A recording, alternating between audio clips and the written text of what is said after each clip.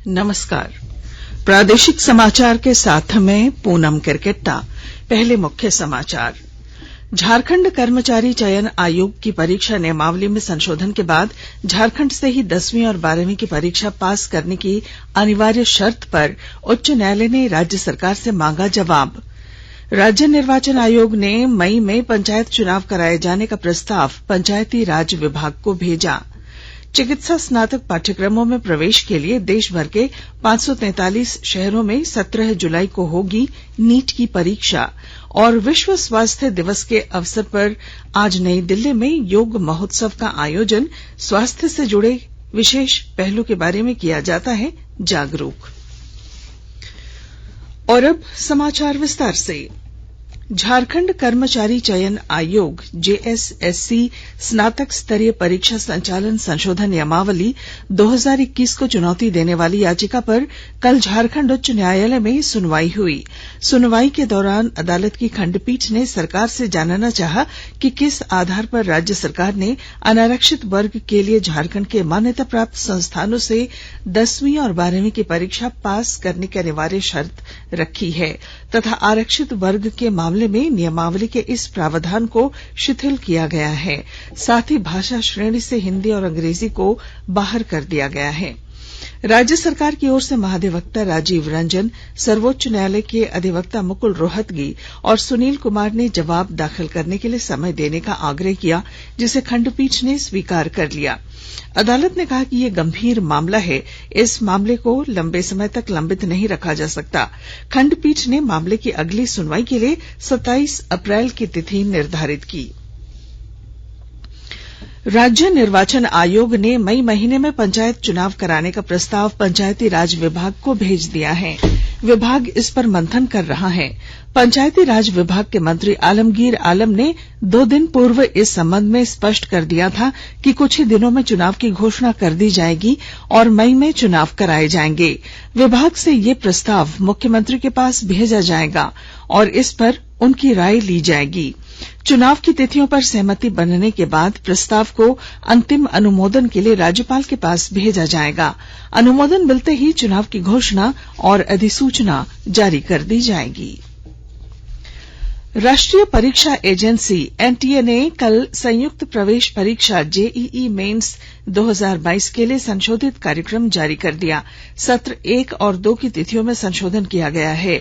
JEE main सत्र 1 अब 20, 21, 22, 23, 24, 25, 26, 27, 28 और 29 जून 2022 को आयोजित की जाएगी। वहीं जेईई मेन सत्र 2 अब 21 से लेकर 30 जुलाई 2022 को आयोजित किया जाएगा। एनटीए ने बताया है कि सत्र 1 के लिए पंजीकरण समाप्त हो गया है और सत्र 2 के लिए ऑनलाइन आवेदन पत्र आमंत्रित करने के कार्यक्रम की घोषणा जल्द ही की जाएगी। खूंटी जिले के कर्रा प्रखंड में जोहार परियोजना के तहत सामूहिक मत्स्य पालन को बढ़ावा दिया जा रहा है। विशेष जानकारी दे रही हैं हमारी संवाददाता। खूंटी जिले के कर्रा प्रखंड में जोहार परियोजना के तहत सामूहिक मत्स्य पालन को बढ़ावा दिया जा रहा है। गोविंदपुर पंचायत के गुसाटोली गांव के बरखा रानी महिला उत्पादक समूह की 30 सदस्यों ने सामूहिक रूप से मत्स्य पालन की शुरुआत की है। महिलाएं पहले पारंपरिक रूप से महुआ चुनने और खेती गृहस्थी का काम करती थीं। गुसाटोली की महिलाओं ने गांव के ही 4 तालाबों में मछली पालन की शुरुआत की। इन दीदियों ने सामूहिक रूप से 6 एकड़ में मत्स्य पालन किया है। इन सखी मंडलों को जोहार परियोजना के माध्यम से रोहू और कतला मछली पालन की विधि बताकर प्रशिक्षित किया गया था। मछली की पहली खेप जीरा मछली के रूप में सितंबर 2021 में डाली गई थी। इसके बाद एक बार में 40 से 50 किलो मछली निकासी की गई, जिसे बाजार में बेचकर उत्पादक समूह को 10 से 12 हजार की आमदनी भी हुई। ज्योत्सना शीला, आकाशवाणी समाचार, खूंटी। प्रधानमंत्री नरेंद्र मोदी ने ऑपरेशन गंगा के जरिए यूक्रेन से भारतीय नागरिकों को वापस लाने के सरकारी प्रयासों पर संसद में सार्थक चर्चा के लिए सभी सदस्यों का आभार जताया है।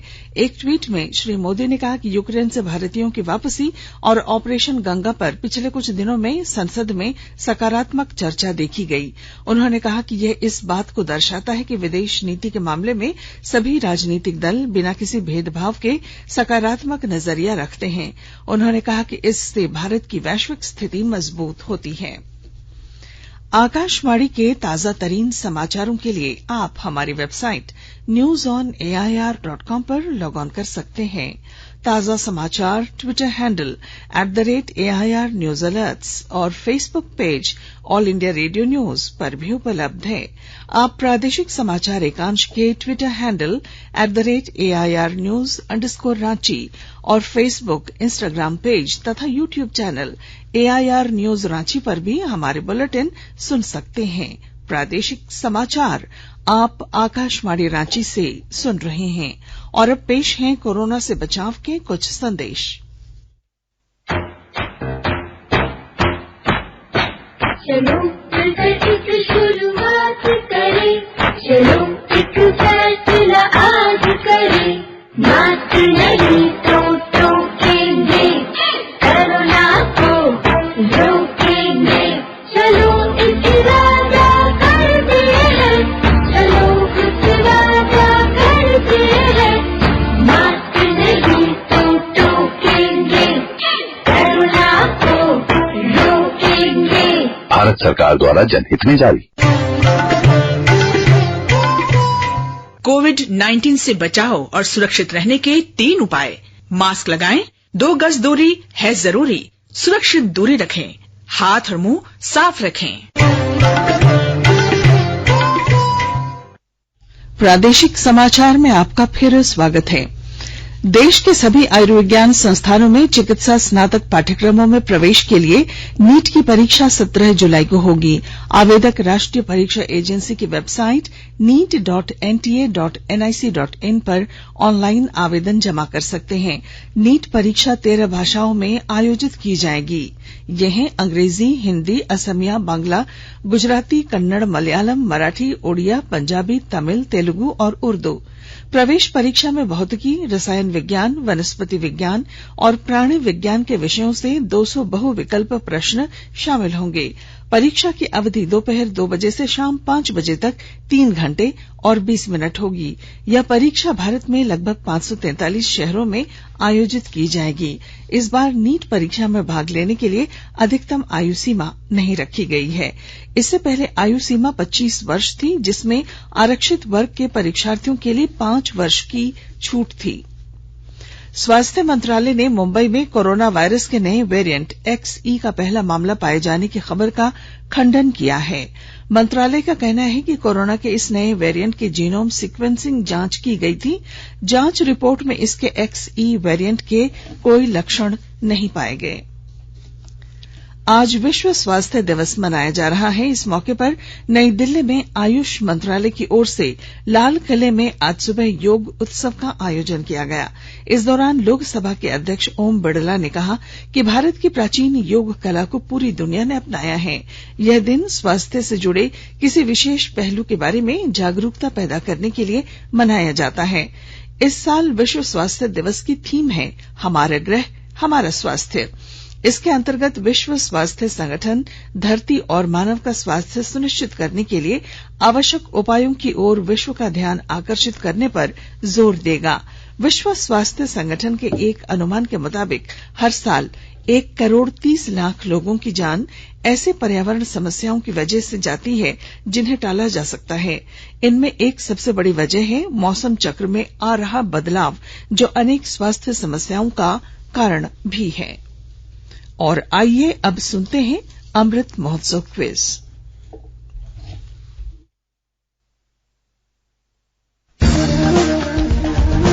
आजादी का अमृत महोत्सव।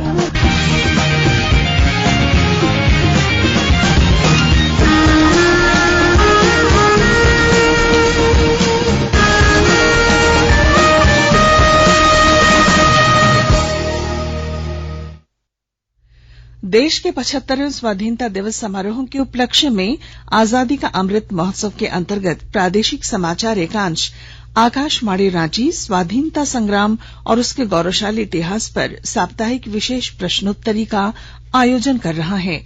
यह क्विज 15 अगस्त 2022 तक प्रत्येक बुधवार शाम 7 बजे प्रसारित होने वाले प्रादेशिक समाचार में शामिल होगा। सेंट्रल कोलफील्ड्स लिमिटेड और mission blue foundation Amrit Mahotsav quiz में आकाशवाणी समाचार रांची के साथ सहयोगी के रूप में शामिल हैं। कल का प्रश्न था, झारखंड के किस विद्रोह को अंग्रेजों ने गंगा नारायण का हंगामा की संज्ञा दी थी? श्रोता अपने उत्तर ईमेल से rnuairranchi@gmail.com पर आज शाम 5 बजे तक भेज सकते हैं।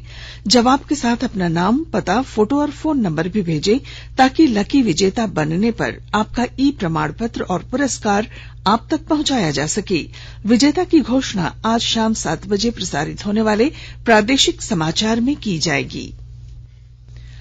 जम्मू कश्मीर में श्री अमरनाथ जी की 43 दिन चलने वाली पवित्र यात्रा 30 जून को शुरू होगी।